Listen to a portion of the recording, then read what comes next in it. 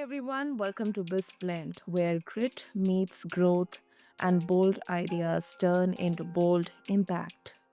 I'm your host, Sana, and listeners, today we are dialing in from the heart of the Northern Territory, where creativity, courage, and community are printing the future, literally.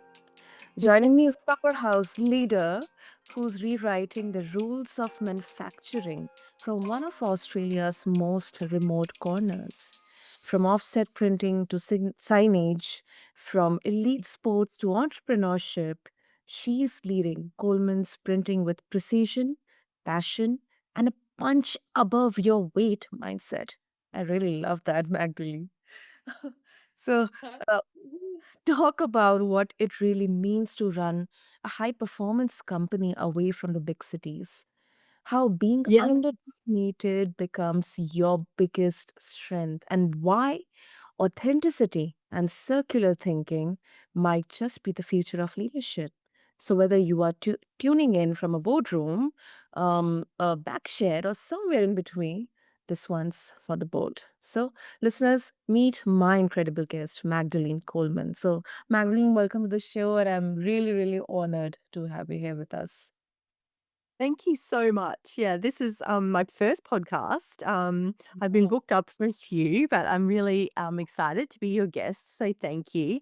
And I really these ideals really resonate with me, especially being a female leader. And I don't really call myself a female leader.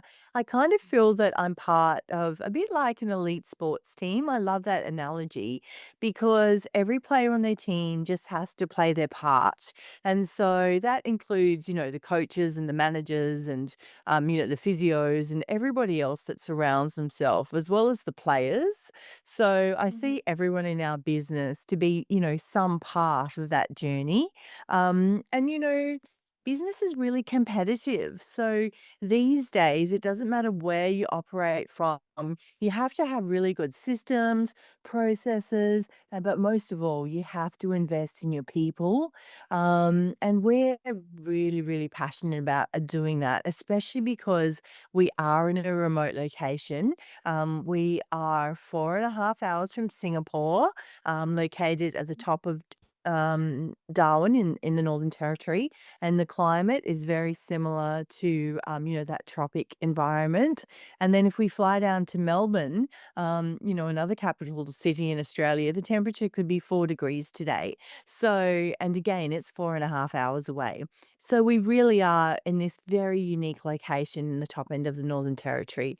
And so even logistically, there's only one train that comes into Darwin. And it doesn't come every day. I think it comes like once or twice a week. So, in terms of the big cities that you all live in, you're probably all laughing there going, my God, where does she live? It must be horrible. But, it's just a fantastic place to live and work. And we do fly under the radar. I guess, in terms, we're like, Nemo in the Great Australia the Ocean in terms of that analogy. However, we're still required to, provide a really good service, really good, high quality products. We really do print on anything, as you said, like we print on business cards, and that's the first thing people come in for. And then we also print on, acrylic panels for and do interior design on, eco-friendly acoustic panels, and kit out hotels with their signage. And it's all because of where we're located. Logistics means so much because if someone places an order, they literally cannot get anything from anywhere in Australia for under 1 or 2 weeks.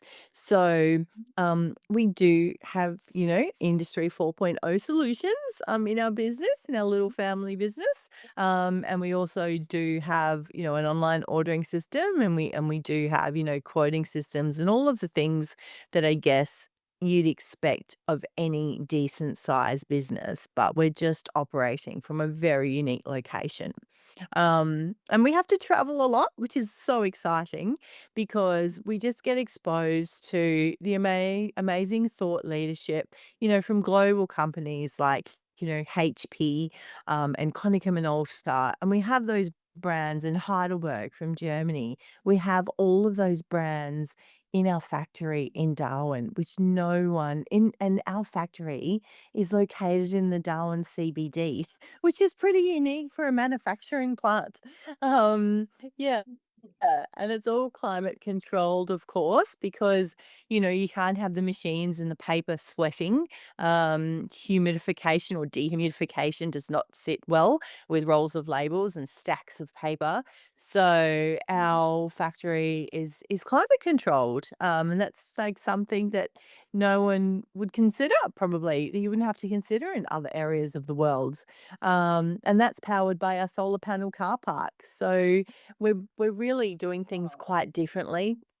Yeah, so if you do a little Google search or Google Maps of our premises at 86 and 88 Kavanagh Street in Darwin in the Northern Territory, you'll actually see our solar panel car park. So all of our customers can park under the solar panel structures. And then of course on the roof of our manufacturing factory, we also have another 256 kilowatts of solar panels that help power our factory. So then we do things really uniquely, but um I don't think it's hard.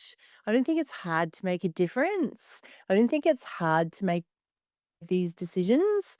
It's just about, doing what you think is right and at what time you think it's right. And there's no correct answer. I mean, obviously there's the financial metrics that we all follow and run our businesses by, but sometimes you have to take a bit of a punt. Like, we're lucky that it really is sunny, more than 300 days in Darwin in the Northern Territory. So solar panels, make sense. But then, investing in something like, EV technology, you know, is it Yeah. really necessary, to have a delivery van that is powered, by our solar panels? Well, it's probably not necessary, but it's just something that we choose to do. And I guess these business decisions help, keep our staff really up to date and motivated and, you know, yeah. Yeah, that's how that's just what we do. I don't know if that answered your question.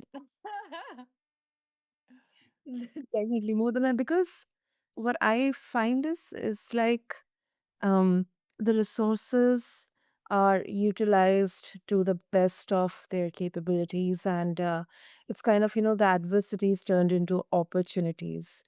And in fact, a very important part of or aspect of the business that you mentioned is about the people. So that is really something, all entrepreneurs or founders, they can actually seek some inspiration from Magdalene. So thank you so much for sharing that. Now, I just want to, you know, kind of not rewind, but go a bit before Coleman. I mean, I would Yeah. love if you can share a bit about your journey. I mean, uh, how exactly you came to build Coleman printers? What was it like for you coming from a sports background and then building Coleman printers? Yeah, so I'm actually my parents are Greek, so I grew up in a very traditional home where kind of female and male roles, but my parents were always super supportive of me. The fact that I'm nearly 6 foot tall and, have brown hair and green eyes, I don't look particularly Greek per se. But my parents are definitely, all of the cooking and the culture and all of our customs. Even though obviously we grew up in Australia and my parents were born in Australia. Well, I was brought up in this fantastic supportive environment. And they really encouraged me to firstly play sport, which is pretty unique, about 40 years ago.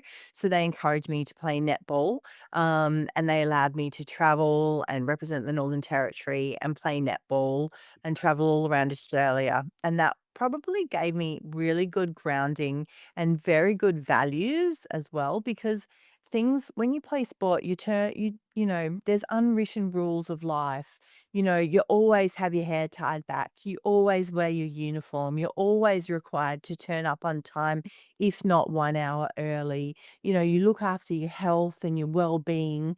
Your mindset is just set and ready to go to jump on a sporting field. And so that really set me up for when I was invited to join my husband's family business. So his father actually offered me the role, not my husband. My husband was working in the business at the time. And then 12 months after I was working in the business and my husband was working in the business, we were working in two separate locations in Darwin. I looked after the digital printing and creative side of the business, and Tony, my husband, he was working in the offset printing side of the business. And my father in law said, "Oh, hey, I would like to retire. I'm going to retire next year, and you guys are going to buy the business." So it was like, wow, okay. So then a succession plan was set up, and 12 months later, my husband bought the business, and it was like, oh my God, we were very, very young at the time, and you speak about resilience. Our accountant at the time, who was actually a female, she said, "You guys are going to lose at least one third of your staff in the first 12 months."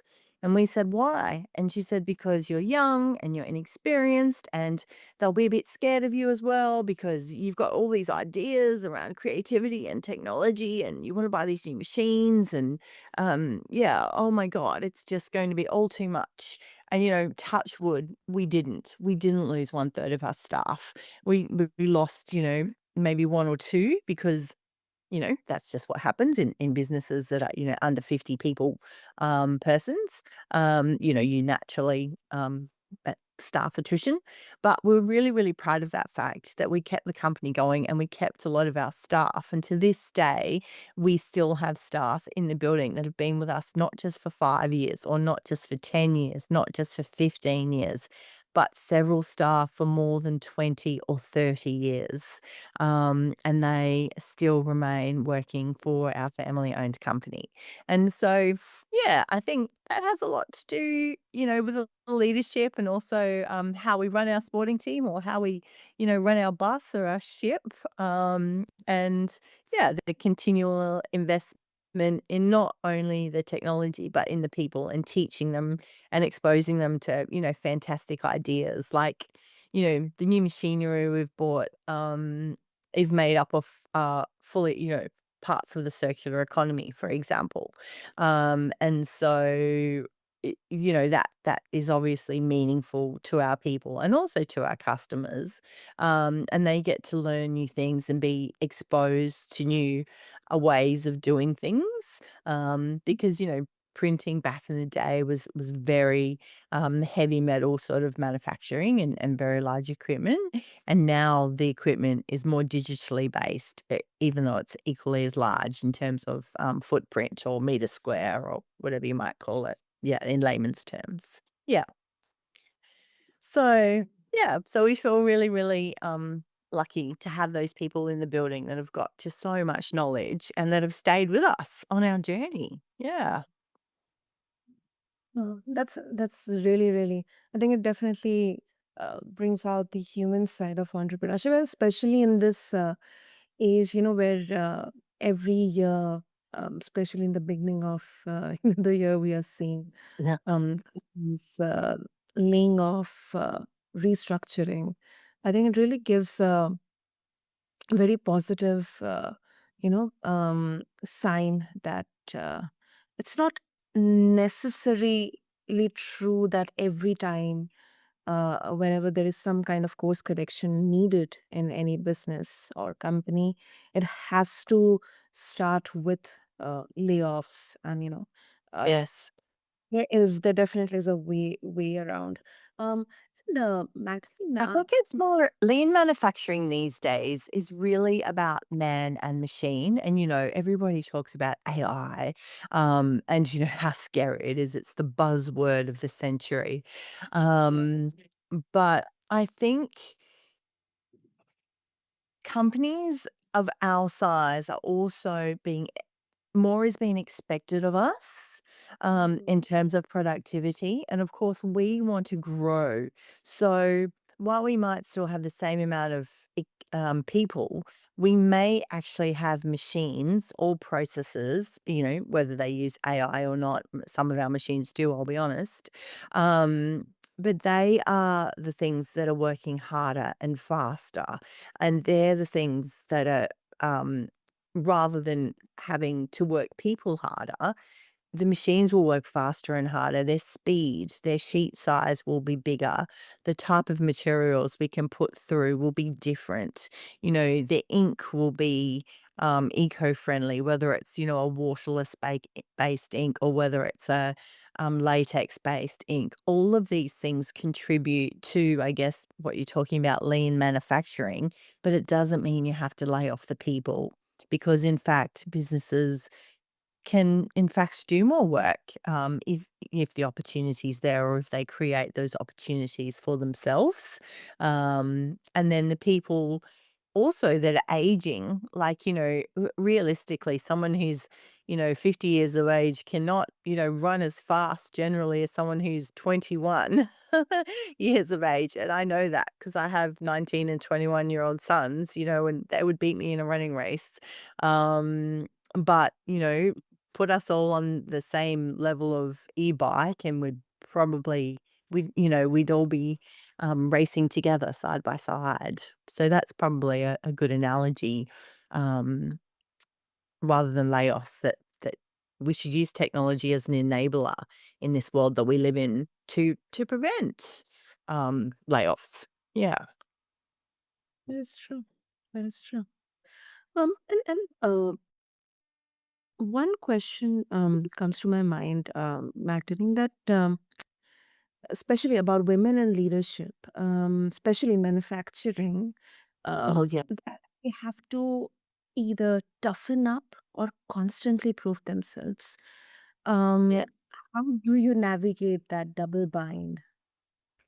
Yeah, look, I have felt that I've had to work a lot harder, and to really increase my knowledge. Like, um, I'm very lucky to be part of like I guess a global co-op and get invited to travel to different destinations throughout the APJ and also through the US. I've been to the US twice in the last 2 years, and predominantly that group of people is men. So what I found in my situation is that I do have to prepare myself perhaps a little bit more than others. But I also do that because I want to. Um, you know, and no one ever wants to be the dumbest person in the room, but I also think that I've been brave enough to ask questions because you just can't possibly know everything.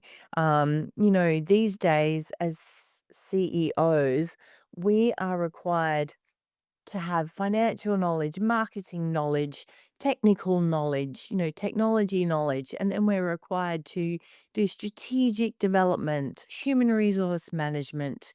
If you're an expert at all of those things, then maybe you are an AI robot because there are very few people that can actually say that I'm a 10 out of 10 expert at all of those things. And I guess sometimes, you know, as women, we do have to prepare ourselves a lot more. But I took on an attitude a few years ago when I was at one of these big global gatherings, and I was one of the few women there that actually, if I'm a female CEO and I'm sitting at this table and someone has a problem with it, and the only reason they have a problem with it is because I'm a female, well, that's on them. That's not on me because I've deserved my seat at the table. I've worked hard. I have the knowledge. I've proven myself. I got the invite just like, he did across the road. So, hey, guess what? That's on you. That's on the way of your thinking. um, but yeah, it definitely is hard. I mean, even I'm going to a meeting tomorrow and I'm thinking, oh, what do I wear? Because I'm thinking all of the other gentlemen in the room will be gentlemen. They'll all be male. I'll be the only female in the room. And I'm meeting with, an esteemed group of a board of directors of a family-owned company again. And you do sometimes question yourself, and you do have that little doubt. Oh, should I wear a dress or should I wear a pantsuit? And that sounds like the most silly thing going through my mind. But of course, I've had to pack both and bring them to the hotel, because that's what we do as women. We sort of sometimes we do second guess ourselves, and sometimes it is a bit of a confidence thing. Yeah, so yeah, there's definitely a lot of adversity, and also a lot of self preparation, both mentally but also physically. Yeah, that you sometimes, yeah, you over prepare yourself, or you feel, and you don't have to, but sometimes I think as women we feel like we have to work 110% harder than just giving 110%. So yeah, and that's something I've probably never said out aloud before, so there you go. I mean, that's such a real tension, Magdalene. And honestly, you know, stories like yours, we need such journeys and stories out there, because this proves that strong doesn't mean, doesn't have to mean hard, and leadership doesn't have to fit a mold or a template. So I think definitely, um, proves a lot. And uh, before we wrap up, Magdalene, if our listeners, they would like to connect with you and explore more about the work you are doing about Coleman printing, what would be the best way? I think LinkedIn is the best way, or of course, you can go to our website, which is www.colemanprint.com.au. My LinkedIn profile is Magdalene Coleman. I'm the only one in at Coleman's Printing in Darwin in the Northern Territory, and I'm really proud to say I work alongside my husband. And recently, our son has joined our family business. So we are really, really lucky that yeah, we all work together, and we're attracting new young people into our business and making our team even stronger. Yeah. Super. That's really, really superb. And I'll make sure to have all the links in the show notes. And oh, Magdalene, what? Exactly. Yeah, yeah, please go ahead. Yeah, yeah, thanks for having me on the But podcast. I think,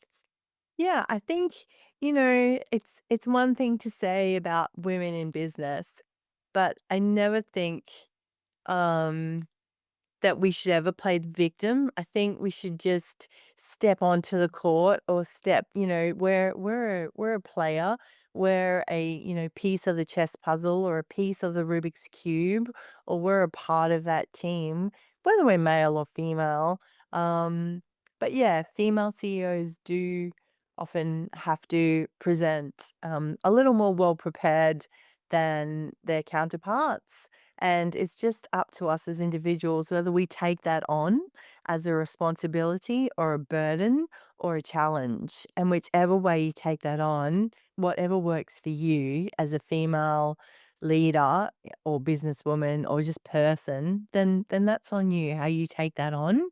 And I would just encourage every person to take it at their on in their own stride. Yeah. that's very well said. Mag- Hey, thank you. Thank you so much from my heart, because today's episode, it proves one thing loud and clear, that you don't need a big postcode to make a big impact. So thank you so for this conversation. Thanks so much. And yeah, everybody head over to www.colemanprint.com.au and come and visit us and order some printing in Darwin in Northern Territory, the top of Australia, the top end, where it's always summer. Great, awesome. So to all the listeners out there, Thank you, first of all, for tuning in to BizBlend. And just a few words from my end that if you are building something bold from somewhere unexpected, keep going. Your geography doesn't define your potential, your mindset does.